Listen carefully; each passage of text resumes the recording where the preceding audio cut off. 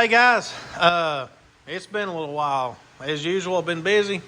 Doesn't really matter. It is what it is.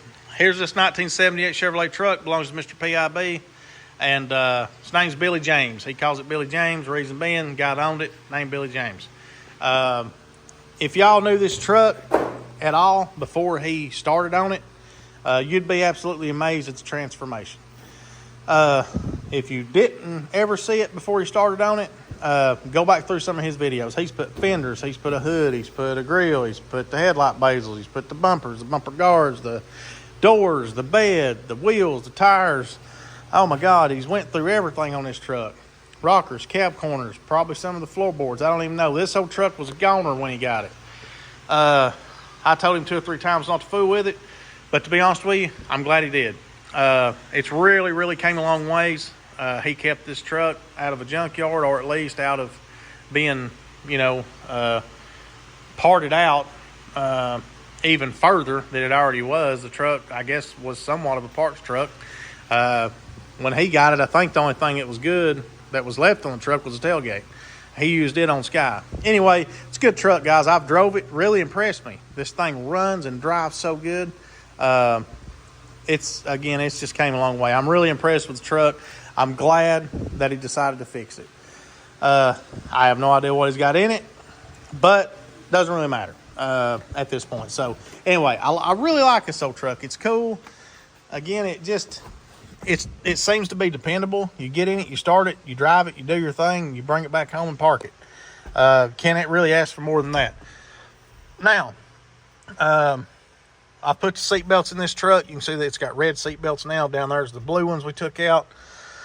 We put the shoulder belts in it and these seat belts. There was one bolt over here. It kind of gave me a little shit, but we got it out. No real issues there. We had to retap the hole and stuff, but anyway, it is what it is. Once me and my dad kind of get started on something, we ain't gonna let it beat us. So we got that done. I got the radio put in. This is an old Boss radio off of Amazon. Just a cheap old radio. I think it was $30 to $40. It was really cheap. Speaker around the same money. And I got the correct size for up here in the dash. And it sounds pretty good. I run both front speaker wires to the one speaker. So there's 2 more laying under there if somebody wanted to put some in the kick panels. They make aftermarket kick panels. Or if you want to stick them behind the seat, doesn't really matter. You could do either or just leave it alone. You can hear it. It sounds good just like it is. But real quick tip. If you're going to cut this damn radio out, please throw the hammer and the chisel away. Get you a little whiz wheel. If you just make you feel a little safer, shove you a fire blanket or something back there, whatever. I mean, it doesn't really matter. Just to keep the sparks from, spreading. But anyway, cut. Okay, let me try to explain here. On the original radios, you have the volume knob over here, the tuner knob over here, and the face of the radio. So if you'll just go in here, most of the time, these radios will fit. If you just cut a slice here, slice here, slice here, slice here, and then fold those tabs back that your knobs would originally come through. Just fold them back. You ain't got to cut all that shit out. Just fold them back. And then later on, if somebody decides they want to fix the truck, or they just want to put the original radio back in it, or an original type radio, all they got to do is reach in there, pull them back into place, tack them if you want to. You don't really have to do it. The original radios have a brace that go in here and bolt down. It's not going to go anywhere. But again, if you just wanted to, you could just pull that tab back, tack, grind it down a little bit so your plastic bezel will go back over it. Nobody's ever going to know, and you've not really hurt the truck.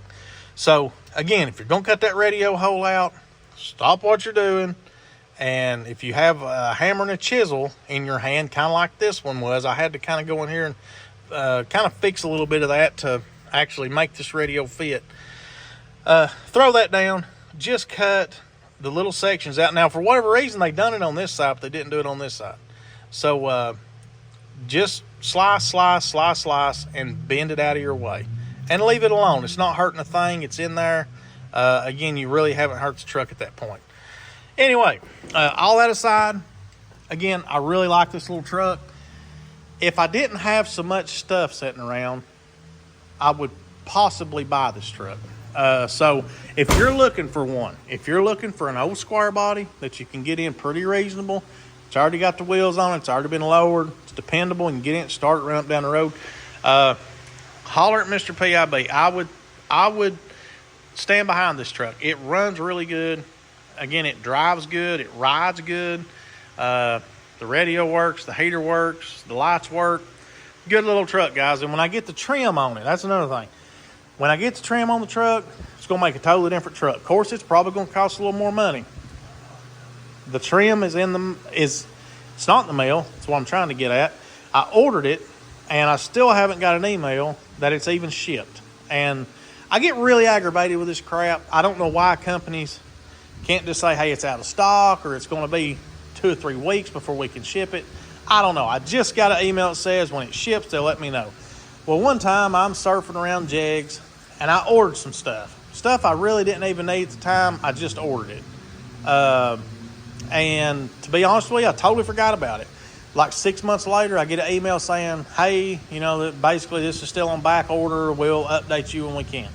Okay, well, at that point, I just decided against it. I called them and told them, hey, you know, I ordered this. It's the order number. Refund my money. They did.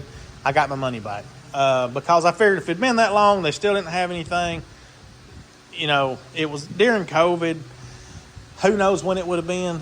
But anyway, stuff like this, ever since COVID, it really doesn't seem like it's really rebounded all that well. Now, stuff like this carburetor. This is for the 66-mile truck. It came straight in. No issues at all. It's pretty quick, but just certain things just seem like they take forever anymore. So anyway, hopefully we're not far from having this thing done. I'm going to talk to him about the hood. I have a couple hoods we can change. We can either leave that hood on it, change it. He can paint one of them. Again, just a few little things to wrap this one up. I can get it out of my way, get the 66 back in here, hopefully get it knocked out pretty quick, and then I think Tim Dixon's got a field full of stuff for me. One in particular I've got to get back on because I messed it up. I'm going to own that. It was my fault, so I'm going to fix it. So anyway, we're going to get it back in here. I'm going to fix my little screw up and make it right for him. And maybe after that one, maybe I can get back to my wagon over here and start getting ready for the rod run because it's coming up, guys, coming up real soon. I've got my computer. This is the computer out of this 01 Chevrolet truck. This thing has been tuned, and by tuned I mean the downstream O2s, the VATs, the EVAT purge, stuff like that. All that's been tuned out. Just the normal stuff, nothing special. This is kind of neat. My buddy at work, pretty good little friend of mine. I give him a lot of shit, but I like him. He buys pallets. Gets on the internet and buys pallets. I'm sure somebody on here probably does that. And I'm not sure where he's buying these pallets, but he gets the most oddball stuff, kayaks and whatnot. But this is a LS swap pan. It's an oil pan. You got the oil pan, the gasket, and the pickup tube. Of course, the little baffles down under the pan. The bolts and everything, I done checked. They're all there. No idea why he got that.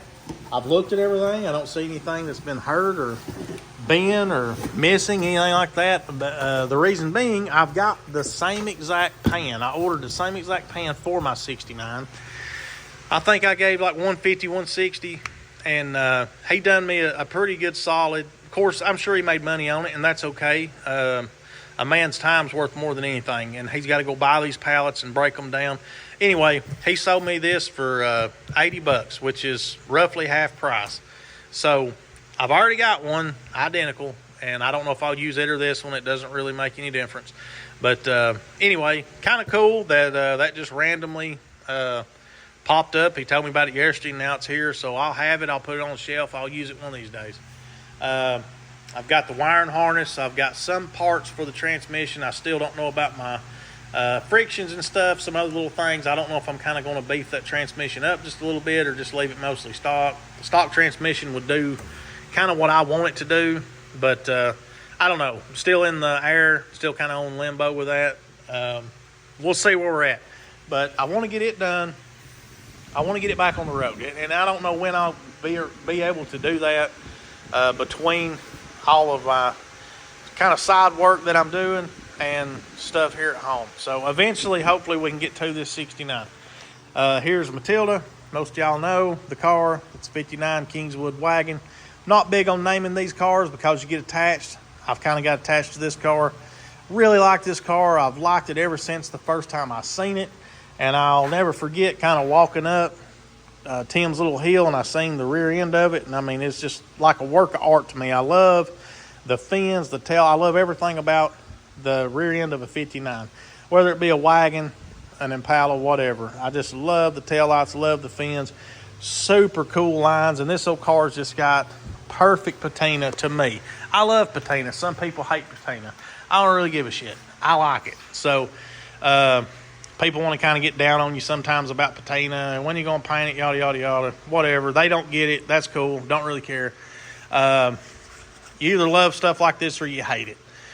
I don't know that there's really any in between. But anyway, I've got a couple trade offers on this car and some that are pretty close. I've got one 68 Chevrolet truck. If he was a little closer, I think me and him could get together. He's actually in Little Rock, Arkansas, or close to it. So we're about 8 hours apart. And he wants me to meet him halfway. Now, I don't care that much about getting rid of my car, so I'm not going to meet him. If he decides to make the drive, I'd say he'll have the Kingswood. I'm going to be sick when I get rid of this car. I know I will be, but I need room. I got this stupid thing sitting here right in my way. I need to keep this bay open. I've got 500 kids' toys behind me. I've got to get another building for that stuff to get it out of my way. And this bay would be of good use to me. I'll say that. But, again, I don't care if I sell the car or not. I really don't. I'm not trying to just dump it off on somebody. I don't have it on Marketplace anymore. That got on my nerves real quick. So I'll throw it on like a group post every once in a while, like a watch for sale Sunday, whatever. I'll throw it on there. I actually had a guy come and look at it. You could tell pretty quick he didn't really know what he was looking at, and I don't really think he was real serious about buying something. Maybe he was, maybe he wasn't, but again, you can kind of tell car guys real quick, you know, especially if you fool with this old stuff. So anyway, that's neither here nor there. Anyway, hopefully, if I don't sell or trade the car, I will take it to the rod run. That's going to be kind of my last-ditch little effort if I'm going to sell it or trade it. Again, I'd rather sell it because I really need the room more than anything. I am kind of ready for something else, but again, I know I'm going to miss this car if I get rid of it. So, worst case, I bring it back from rod run. I'm going to either build another pole barn to stick some of these toys in, to stick this old tractor in, get this crap out of my way, and maybe a carport for this thing, just box it in kind of like what Mr. PIB's got, and that way I can use this shop and hopefully one day kind of expand this, even if I build onto it or just build an entire another shop on this property I bought behind me, whatever. Anyway, hopefully get the car to the rod run, either sell it or trade it. If it doesn't do either, bring it back and start on the interior. That's kind of my next thing. Do the door panels, do the seats, and just keep the car. Again, I've just procrastinated more on this car than I ever have any other car that I've ever owned. And I've had a lot nicer cars, but I just really like this thing. I don't know what it is about it. The car just kind of speaks to me. And again, I've never been more on the fence about getting rid of one. So anyway, guys, if you ain't got nothing to do, I think it's the second weekend in September. Get on Google Spring Rod Run, Pigeon Forge, Tennessee. It'll tell you the dates. Come check it out, guys. Bring your lawn chair, bring your little cooler. You can stay in Pigeon Forge. The rooms are pretty pricey, or you can go on into Gatlinburg. They're a little cheaper there. You can stay in Kodak, Tennessee, Townsend, which is a really pretty little town. If you've never been through there, they got really, really pretty fall decorations. They've got some pretty cool little shops on the side of the road. Whatever. Again, Townsend, Kodak, Gatlinburg. Several little towns that are close. You can get a room in, or again, come to Pigeon Forge.